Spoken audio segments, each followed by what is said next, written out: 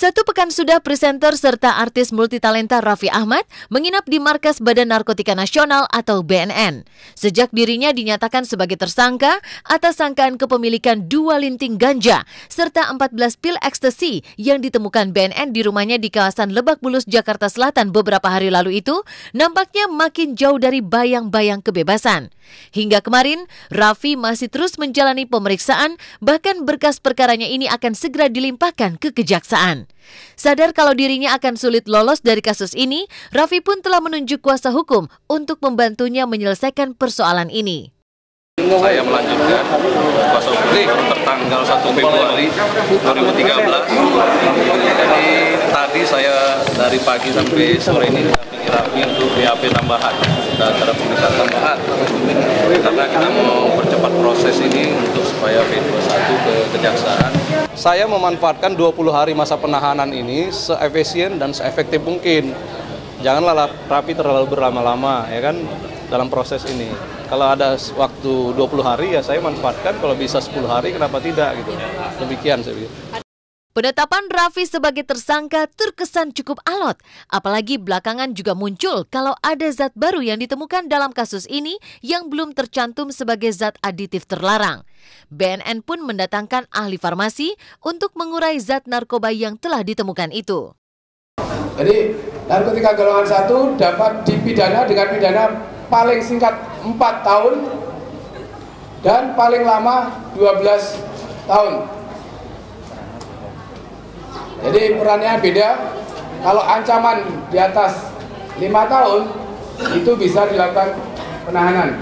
Zat aktif ketanon ini, nah, apabila kita isolasi dia, kemudian kita dengan menambahkan beberapa gugus-gugus samping tertentu, dia akan menjadi sediaan sesuai dengan yang diinginkan oleh si pembuat.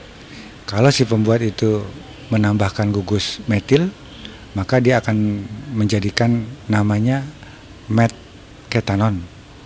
Sedangkan kalau dia disubstitusikan dengan gugus metil pada rantai R1-nya dan rantai R3-nya, maka dia akan menjadi R3-nya adalah 3,4 metilen dioksi, akan berubah namanya menjadi metilon. Nah, metilon ini berarti jelas bahwa semua yang saya katakan tadi itu berarti dia derivat daripada ketanon yang mempunyai sifat dan dampak yang ditimbulkan sama, namun potensinya yang berbeda. Nah, jadi potensi katinon itu lebih rendah dibandingkan hasil derivatnya. Derivatnya adalah metketanon misalnya tadi, itu lebih tinggi. Lamanya proses ini, sekali lagi kita ekstra hati-hati. Jadi kami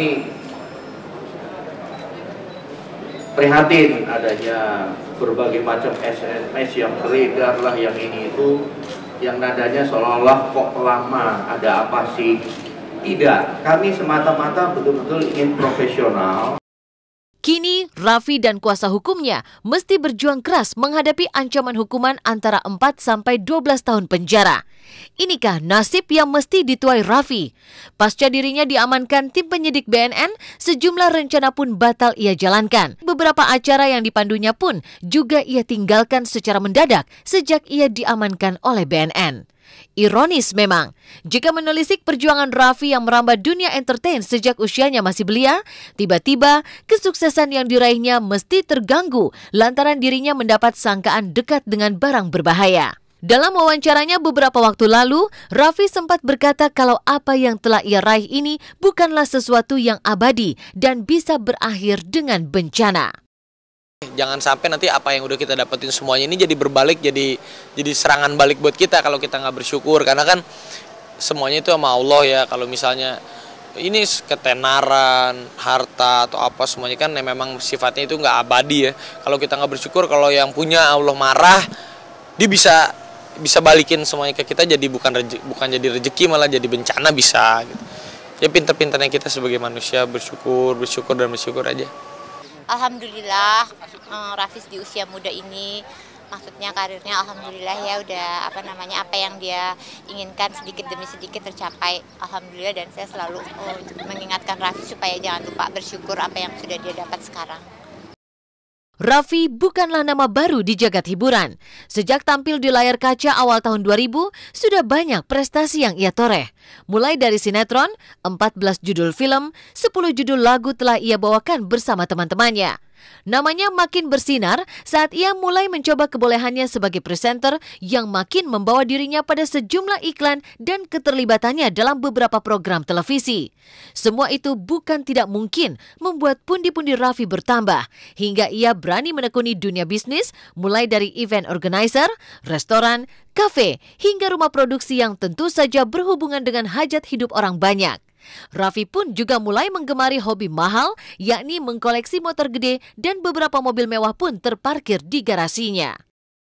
Karena buat saya rezeki mah udah ada yang ngatur ya. Kalau misalnya yang penting apa yang kita kerjakan itu kita tanggung jawab, dan apa yang kita dapatkan hasilnya itu yang penting kita puas, kita syukurin.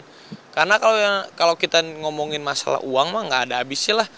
Si Anu segini, si ini segini. Terus kalau kita ngebanding-bandingin masalah salary ya, masalah ini mah nggak ada habisnya. Kita tetap ya apapun yang kita dapat.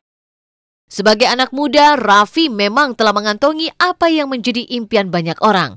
Muda, ganteng, populer, dan banyak uang. Kira-kira inilah yang bisa menggambarkan kondisi Raffi. Bahkan kabarnya ia sempat dijuluki selebrita muda terkaya di Indonesia. Namun sejak ia menginap di markas BNN, muncul kabar yang menyebutkan kalau beberapa karyawannya telah dirumahkan.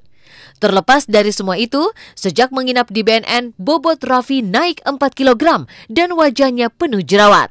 Inikah runtuhnya jutawan muda? Ini rumah gimana, Bang? Gimana waktu jatuh? Rumah maksudnya sepi gitu, ibunya nggak Ya masih ada pegawai-pegawainya sih. Masa masih ada ibunya kok yang tanggung jawab. Badannya naik 4 kilo. Jerawat yang dulu 1 sekarang nambah jadi 10. Nah, karena makan, kan olahraga. Kemudian satu lagi, Raffi ini kan anak muda ya. Anak muda aktif, ya kan. Dan tulang punggung keluarga gitu. Tulang punggung keluarga yang bukan hanya mamanya, tantenya, semua adik-adiknya. Jadi ya kita harap proses ini lancar lah, dan juga Raffi bisa kembali seperti dulu dengan dunia presenternya, dengan teman-temannya dan keluarganya. Pemirsa Was-Was, sesaat lagi berita yang tak kalah menariknya akan hadir menjadi sajian selanjutnya. Jadi tetap saksikan Was-Was.